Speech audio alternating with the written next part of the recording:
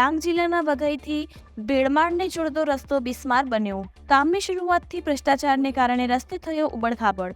ડાંગ જિલ્લા પંચાયતના બાંધકામ વિભાગના કાર્યપાલક ઇજનેર આરબી ચૌધરીના તાબા હેઠળ આવતા માર્ગ મકાન પેટા વિભાગ વઘઈના નાયબ ઇજનેર ધર્મેશ પટેલ હસ્તક આવતા 23 કિલોમીટરનો વઘઈથી ભેળમાળ રસ્તો છે, જે રસ્તા પર બોરપાડા, દગડીયાંબા, મલીન, લવારિયા, ભેંડમાળ, વાધમાળ, આમસરવડન છે। આ રસ્તા પરથી શોર્ટકટ આહવા વઘઈ રસ્તા પરથી ગુલચોડ થઈને આમસરવડનથી ભેંડમાળ ગામ થઈને સાપુતારા વઘઈ રસ્તા પર આવેલ નાનાપાડા ગામને જોડાય છે, જ્યારે મલીન ગામથી વાઘમાળ નાનીદાબદર બાજ રસ્તાને જોડતો શોર્ટકટ રસ્તો છે।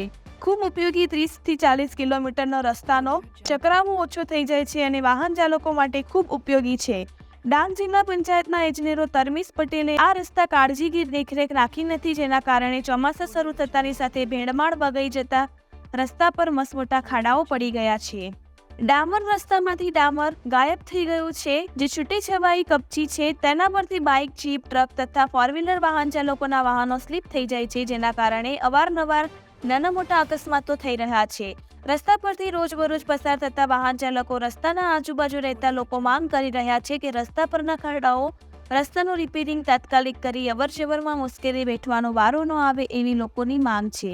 રિપોર્ટર રમેશ માહલા, ડાંગ।